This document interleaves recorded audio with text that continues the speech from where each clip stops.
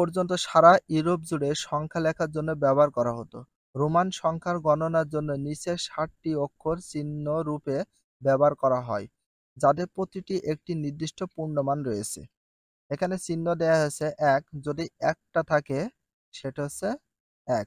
আর একে ভির মতো যে আকৃতি আছে এটাকে বলা হয় ৫, আর এক্স যে আকৃতি রয়েছে এক্স এটাকে বলা হয় ১০, এল হলে হবে ৫০ এবং সি হলে ১০০, আর ডি হলে হয়ে যাবে হচ্ছে ৫০০, আর এম হলে হয়ে যাবে ১০০০। তো রোমান চিহ্ন আমরা সকলে ১০ পর্যন্ত জানি, বাট ১০ এর পর থেকে কিভাবে কাউন্ট করে সেটা বলা হয়েছে। আর এখানে এল তে ৫০, সি তে ১০০, ডি তে ৫০০ এবং এম তে ১০০০ বোঝানো হয়েছে। মজার ব্যাপার হলো রোমান সাম্রাজ্যের পতনের পরেও রোমান সংখ্যাসমূহের ব্যবহার অব্যাহত থাকে। ১৪০০ শতাব্দীর পর থেকে রোমান সংখ্যার পরিবর্তে আরো বেশি সুবিধাজনক আরবি সংখ্যার ব্যবহার শুরু হয়। এটা হচ্ছে ১৪০০ শতাব্দীর পর থেকে রোমান সংখ্যা আরো সুবিধার জন্য আরবি সংখ্যার ব্যবহার হতে শুরু হয়ে যায়।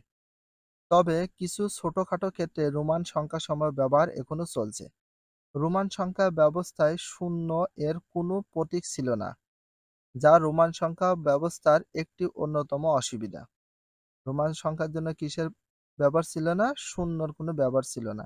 আরেকটি অসুবিধা হলো রোমান সংখ্যাগুলো কখনো যোগ আর কখনো বিয়োগ করে বের করতে হয়। রোমান সংখ্যা লেখার কিছু নিয়ম ছিল, এখানে খুব সুন্দরভাবে দেয়া আছে।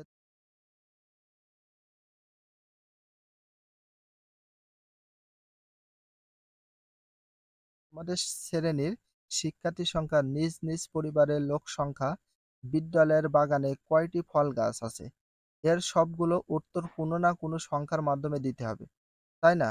সংখ্যাগুলো হতে পারে ৫০, ৭, ৩২ বা অন্য যে কোনো। তবে সংখ্যাগুলো যাই হোক না কেন, এগুলো লেখার জন্য একটি নিয়ম বা নীতি আছে। তেমনি রোমান সংখ্যা লেখার মৌলিক নীতিগুলো নিচে দেয়া আছে।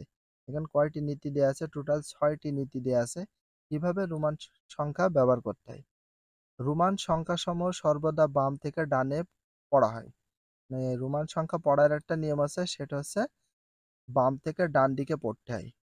এটা ডান থেকে বাম দিকে পড়লে হবে না, এটা বাম থেকে ডান দিকে পড়া হয়। যেমন আমরা যে কোনো অঙ্ক আমরা ডান থেকে করি, ডান দিক থেকে, আর রোমান সংখ্যা পড়ার জন্য আমাদের বাম থেকে ডান দিকে পড়া হয়। ২ নাম্বার ২ নাম্বার বলেছে যৌগিক রোমান সংখ্যা লেখার সময় রোমান সংখ্যা আই, তো আই তে বোঝায় ১, আর এক্স তে বোঝায় ১০, আর সি তে বোঝায় ৫০, এল তে ৫০ বোঝায়, সি তে ১০০ বোঝায়, আর এম তে ১০০০। ৩ বার পর্যন্ত পুনরাবৃত্তি করা যেতে পারে। যে কোনো আই, এক্স, সি এবং এম এটা ৩ বার পর্যন্ত ব্যবহার করা যেতে পারে।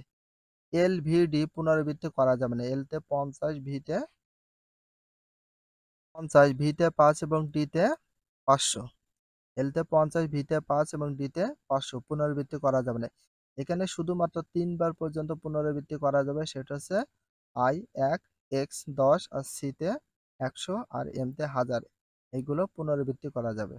আর এল তে ৫০, ভি তে ৫, আর ডি তে ৫০০, এই ৩টা পুনরাবৃত্তি বা বারবার লেখা যাবে না। ৪ নাম্বার নীতি বলা হয়েছে একটি ছোট মানের প্রতীক একটি বড় মানের প্রতীকের বামে স্থাপন করা হলে এটি বড় মানের প্রতীক থেকে বিয়োগ করা হয়। এখানে বলা হয়েছে এল হচ্ছে ৫০ আর ছোট হচ্ছে ১০, এক্স হচ্ছে ১০।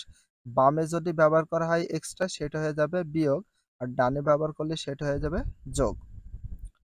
৫ নাম্বার একটি ছোট মানের প্রতীক একটি বড় মানের প্রতীকের ডানে স্থাপন করা হলে এটি বড় মানের প্রতীকের সাথে যোগ করা হয়। যেমন এল আছে, এল তে বোঝায় ৫০ আর এক্স হচ্ছে ১০, তাহলে এল এর যদি ডান সাইডে পাঠানো হয় বা বসানো হয় সেটা যোগ হবে, আর এক্সট্রা যদি বাম সাইডে বসানো হতো সেটা হচ্ছে বিয়োগ হবে। করে সংখ্যা তোমাদের বের করতে হবে। রোমান চিহ্ন এই সিস্টেমে ৬টা নীতির উপর ডিপেন্ডস করে। শুধুমাত্র আই, এক্স এবং সি প্রতীকগুলো বিয়োগ এবং যোগমূলক সংখ্যা হিসেবে ব্যবহার করা হয়। এখানে আই তে হচ্ছে ১, এক্স তে ১০ এবং সি তে ১০০ বোঝায়। আর এখানে কিছু একক কাজ দিয়েছে, একক কাজটা কোন সিস্টেমে দিয়েছে সেটা আমরা একটু পূরণ করে দেখি। সংখ্যা দিয়েছে ৯, তাহলে রোমান সংখ্যা পদ্ধতি প্রকাশ করব এক্স, তো এক্স এর আগে যদি আমরা আই দিয়ে দিই সেটা হয়ে যাবে ৯। এখানে আছে 17। তো এখানে আমাদের 17 আছে, এক্স তে বোঝায় হচ্ছে 10 আর ভি তে বোঝায় 5, 15। 15-এর সাথে যদি আমরা ডাইন সাইডে দুটো দিয়ে দিই আই, তাহলে হয়ে যায় 17। এখানে আমাদের হচ্ছে 25 আছে, তো 25 কিভাবে দেব? দুটা এক্স, এক্স দুটা ডাইন সাইডে দেবো আর তার সাথে ভি দেবো, তাহলে টোটাল হয়ে যাবে 25। তাহলে রোমান সংখ্যা পদ্ধতি প্রকাশ করে 41। তো 41 কেমন হয়?